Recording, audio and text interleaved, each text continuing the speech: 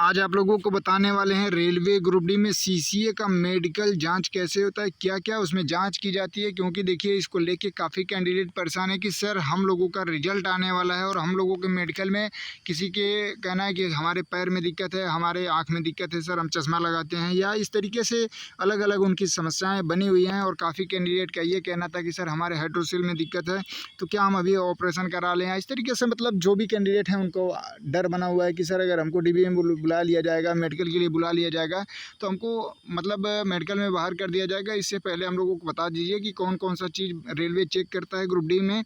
इन सारी चीज़ों को लेके जितने भी कैंडिडेट का ये डाउट था उस चीज़ को हम यहाँ पे क्लियर करेंगे। तो जो भी साथी चैनल पे पहली बार आएंगे चैनल को सब्सक्राइब कर लीजिएगा, वीडियो को लाइक शेयर कर दीजिएगा। रेलवे जुड़ी सभी जानकारी आपको यहाँ पे देखने को मिलती रहती है साथियों। जैसे कि आप लोगों ने यहाँ पे देखा होगा कि रेलवे ग्रुप डी सीसीए छात्र तैयार रही है। सीसीए का मेडिकल जाँच पूरी शरीर में क्या क्या जांच होती है वो चीज़ें आपको बताएंगे। क्योंकि देखिए आप लोगों को बता दें कि मेडिकल के हिसाब से ही आपको पोस्ट मिलती है। क्योंकि काफ़ी कैंडिडेट का ये कहना था कि सर हमारे नंबर अच्छे आ गए और हमने पॉइंट्समैन या इस तरीके से मतलब जो हमारे हिसाब से अच्छा पोस्ट था उसको हम पोस्ट प्रिपरेशन में ऊपर रखे हैं, तो क्या हमको वही पोस्ट मिलेगा या दूसरा पोस्ट मिलेगा। तो आप लोगों को बता दें कि देखिए आपने जो प्रिपरेशन में डाला है वो तो उस हिसाब से बिल्कुल मिलता है, लेकिन उस हिसाब से आपका मेडिकल भी फिट होना चाहिए। अगर मेडिकल आपकी क्वालिटी कम रहेगी तो उस हिसाब से उस पोस्ट को ना देके दूसरा पोस्ट उससे नीचे जो भी होगा, मतलब जिस भी पोस्ट के लिए आपका मेडिकल एलिजिबल होगा वो पोस्ट आपको दे दी जाएगी। तो जैसे कि साथियों आप लोगों को बता दें कि देखिए इसमें आप लोगों के कम से कम 8 से 9 मतलब ऐसी चीज़ें हैं जो आप लोगों के ज़रूर से ज़रूर चेक की जाती हैं। बाकी और भी शारीरिक जो मतलब वहाँ पे जांच होती है वही चीज़ें बताएंगे। क्योंकि जो लोग सेलेक्ट कैंडिडेट हैं उनसे हमारी बात हुई और उनसे एक एक चीज़ हमने काफ़ी कैंडिडेटों से जानकारी लिया कि 2019 में आपका मेडिकल कैसे हुआ था, 2018 में मेडिकल कैसे हुआ था। इन सारी चीज़ों को जानने के बाद आप लोगों को ये जानकारी पहुंचा रहे हैं। तो जो साथी चैनल पे पहली बार आए हैं उनसे हम बता दें कि देखिए रेलवे से जुड़ी सभी जानकारी आपको यहाँ पे बिल्कुल बारीकी से मिलती रहती है। तो आप लोग ज़रूर जुड़े रहिए। आइए आप लोगों को स्टेप बाय स्टेप बताते हैं कि कौन कौन सी जाँच होती है आपकी ग्रुप डी मेडिकल में, और जो सीसीए कैंडिडेट है उनको कौन कौन सी सावधानियाँ को बरतनी होगी। क्योंकि देखिए मेडिकल बहुत जल्द ही आपका होने वाला है। अगर किसी कैंडिडेट को मान लीजिए हाइड्रोसिल की दिक्कत है तो ऑपरेशन कराना पड़ेगा, तो कितने दिन में सही होगा, उन सारी चीज़ों पर विशेष चर्चा की जाएगी। और आपके आँख में कोई दिक्कत है, चश्मा लगाते हैं, तो क्या आपका सिलेक्शन होगा या नहीं होगा, या आप पैर से चोटिल हैं या विकलांग हो गए हैं फॉर्म भरने के बाद, तो क्या आपको कोई दिक्कत हो सकती है या नहीं हो सकती है, सारा चीज़ आपका क्लियर करेंगे इस वीडियो में। आइए आपको स्टेप बाय स्टेप समझाते हैं।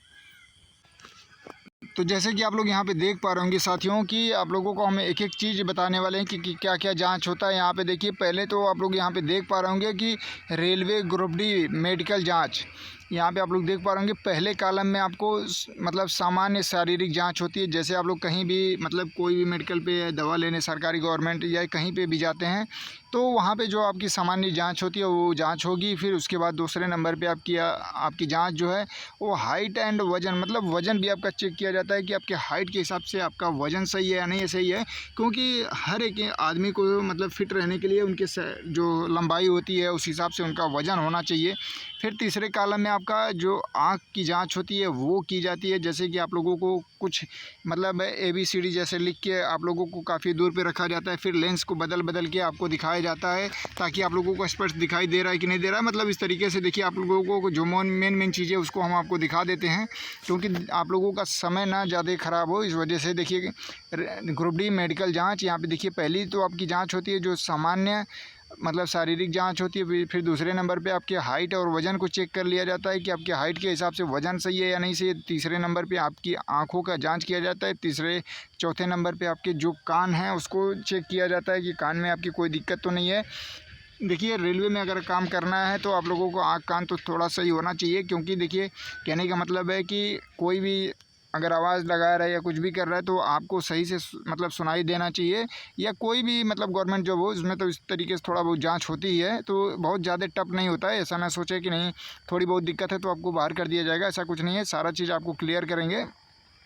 फिर आपके दांतों को भी चेक किया जाता है। फिर इसके बाद जो मतलब आपका हृदय व BP की जांच होती है वो चेक किया जाता है कि मतलब आपका ब्लड सर्कुलेशन मतलब ठीक ठाक कर रहा है कि नहीं कर रहा है, बहुत ज़्यादा कम तो नहीं है, बहुत ज़्यादा नहीं ज़्यादा बढ़ गया है। तो इन सारी चीज़ों को भी चेक किया जाता है। फिर चौथे नंबर पे आपकी जो चेस्ट है या फेफड़े की जो मतलब वो देखा जाता है कि क्या कंडीशन है, सही है या नहीं है। फिर आपका रक्त और यहाँ पे मूत्र भी जांच किया जाता है। जैसे कि आप लोगों को बता दें, जैसे ब्लड भी चेक किया जाता है कि कोई आपको बड़ी बीमारी तो नहीं है और पेशाब में कोई दिक्कत तो नहीं है, इन्फेक्शन से लेके मतलब कोई भी जांच करा के सभी चीज़ क्लियर कर लिया जाता है। और देखिए इस तरीके से आप लोगों को सिंपल तरीके से यहाँ पे बता दिया हमने कि आपकी मतलब हाइट, वजन, आँख, कान, नाक, दांत, हृदय, मतलब बीपी से लेके छाती, चेस्ट, ब्लड और आपका पेशाब, ये सब सारी जांच होती है। लेकिन उसके साथ साथ जो आप लोगों का कन्फ्यूजन था कि सर हाइड्रोसेल में जिन कैंडिडेटों को दिक्कत है उनका क्या होगा, तो देखिए बहुत ज़्यादा अगर दिक्कत रहेगी तो भी आपको समय दे दिया जाएगा। ऐसा नहीं है कि आपको तुरंत हाइड्रोसेल की वजह से बाहर कर दिया जाए। तो आप जिन भी कैंडिडेट को बहुत ज़्यादा दिक्कत हो तो एक बार डॉक्टर को दिखा के सलाह ज़रूर ले लीजिए कि क्या उसमें दवा से सही हो सकता है या ऑपरेशन कराना पड़ेगा। क्योंकि आप लोग समय के हिसाब से ही सब कुछ अपने खुद स्वयं से डिसीजन ले लीजिएगा, क्योंकि सारी शारीरिक जांच आपकी सही से अगर रेलवे करता है तो उस हिसाब से आपको कोई दिक्कत ना हो कि आप लोग फाइनल जाके आपने एग्ज़ाम क्वालिफाई कर लिया, डीबी में करा लिया, लेकिन मेडिकल में आप जाके बाहर हो जाएंगे तो ये काफ़ी दुख की बात होगी। तो जो भी कैंडिडेट के साथ इस तरीके से हाइड्रोसेल या इस तरीके से प्रॉब्लम है तो एक बार डॉक्टर को ज़रूर दिखाएँ और उनसे बताएँ कि हमको मेडिकल कराना है, कितने दिन में सही हो सकता है या हमको ऑपरेशन कराना ही पड़ेगा या केवल दवा खाने से ही सही हो जाएगा। और देखिए कैंडिडेट का कहना था कि सर हमने फॉर्म तो भरा था, लेकिन फॉर्म भरने के बाद मतलब उनको चोट लग गई, एक्सीडेंट हो गया, जो भी हो गया, उनके पैर में दिक्कत आ गई है, तो क्या वहाँ पे वो मतलब विकलांग या इस तरीके से कुछ भी वहाँ पे दर्शाया नहीं है, तो उनको जांच होगी मेडिकल तो क्या बाहर कर दिया जाएगा। तो देखिए ऐसी दिक्कत आ सकती है, क्योंकि आप लोगों को वहाँ पे दिखाना होता है कि जो पीडब्ल्यूबीडी कैंडिडेट है, मतलब जो पहले से फॉर्म भरते टाइम जो वहाँ पे लगाए होते हैं, तो उनका विकलांग कोटे का अलग से वैकेंसी कराई जाती है। और जो कैंडिडेट हैं, जैसे उनका कहना था कि सर अगर मान लीजिए विकलांग हैं अगर, तो उनको कौन सी पोस्ट दी जाएगी, तो पोस्ट आपको देखिए ऑफिस वर्क ही दे दिया जाएगा। ऐसा नहीं है कि आपको ट्रैकमैन या ट्रैक वाली ड्यूटी दी जाएगी, क्योंकि आप पैर से खुद दिक्कत में है तो फिर ट्रैक पर आपको रेलवे में भेजा नहीं जाएगा। तो ये सारी कन्फ्यूजन भी आपकी दूर हो गई। और जिनको आँख से दिक्कत है, थोड़ा बहुत दिक्कत है, तो कोई दिक्कत नहीं है, क्योंकि देखिए आप लोगों को बता दें कि रेलवे आप ग्रुप डी का एग्ज़ाम देने गए होंगे तो देखे होंगे कि उसमें जो कैंडिडेट पूरी तरीके से अंधे होते हैं, मतलब उनको थोड़ा भी दिखाई नहीं देता, उनके लिए भी ये पोस्ट एलिजिबल थी ग्रुप डी में। तो अगर उनके लिए एलिजिबल रह सकती है तो आपको क्यों नहीं रखा जा सकता है। आप लोग खुद इस पे विचार करिएगा, क्योंकि हमने काफ़ी सेंटरों पे देखा है कि जो पूरी तरीके से मतलब मेल हों या फीमेल हों, उनको पूरी तरीके से दिखाई नहीं दे रहा था, वो भी ग्रुप डी का एग्ज़ाम देने गए थे।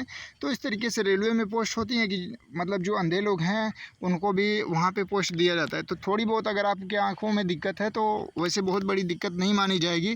लेकिन देखिए वहाँ पे जो भी रेलवे की पॉलिसी है वो अपने तरीके से जाँच करेगा। लेकिन आप लोग अपनी शारीरिक जो भी दिक्कत है आप लोग देख लीजिए।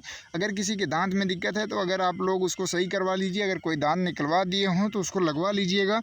बाकी और आपकी जो भी मतलब सारी जो जांच है वो बाकी तो सामान्य है, बहुत ज़्यादा टफ मेडिकल नहीं होता है। आपके हाथ पैर को नॉर्मली चेक कर लिया जाता है। और जो भी कैंडिडेट मेडिकल से डर रहे हैं उनको डरने की ज़रूरत नहीं है। बस आपको कोई बड़ी बीमारी नहीं होनी चाहिए, जैसे आपको मतलब कैंसर हो गया, इस तरीके से मतलब ये चीज़ें किसी को हो ना, ये ऐसी कल्पना कभी न करनी पड़े किसी को इतनी बड़ी बीमारी हो। लेकिन हमारे कहने का मतलब है कि अगर बहुत बड़ी बीमारी है तभी आपको मेडिकल में छांटा जाता है या मेडिकल से बाहर किया जाता है, नहीं तो आपको कोई दिक्कत नहीं है। रेलवे में मेडिकल में बहुत ज़्यादा टफ जांच नहीं होती ग्रुप डी में, तो बिल्कुल भी आप लोग मेडिकल से डरे नहीं। और जो भी आपकी थोड़ी बहुत दिक्कत है तो आपको डॉक्टर को दिखा के एक बार उनसे सलाह ज़रूर ले लेनी चाहिए। बाकी साथियों आप लोगों के जो भी डाउट थे उसको हमने क्लियर कर दिया है। बाकी आपकी क्या राय है इसमें ज़रूर कमेंट करके बताइएगा। जो भी अप्रेंटिस कैंडिडेट इसको लेके परेशान थे कि सर हम लोगों का मेडिकल जांच में क्या क्या होगा, तो यहाँ पे हमने थंबनेल में भी लगा दिया था कि सामान्य जांच होगी, आपकी आँख की जांच होगी, कान की जांच होगी, मतलब दांत की जांच होगी, आपकी दिल की होगी, यहाँ पे आपकी फेफड़े और किडनी की जांच होगी, फिर आपकी हड्डी जो है मांसपेशियाँ वो सब की जांच हो जाती है, फिर आपका ब्लड टेस्ट यानी लैब में आपका ब्लड और यूरिन दोनों जाँच कर लिया जाता है। तो ये सारी जाँच आपकी है। बाकी आप जो भी कैंडिडेट इस वीडियो को देख रहे हैं आप लोग इसको ज़्यादा से ज़्यादा शेयर करके इन्फॉर्मेशन सभी कैंडिडेट को पहुँचा दीजिएगा, ताकि कोई भी कैंडिडेट को ये डाउट ना रहे कि उनके मेडिकल में क्या क्या दिक्कत आती है, क्या क्या जांच होती है, क्योंकि इसको लेके काफ़ी लोग परेशान हैं। तो ज़रूर उनको ये वीडियो शेयर करिएगा, उनको भी जो डाउट हो ख़त्म हो सके।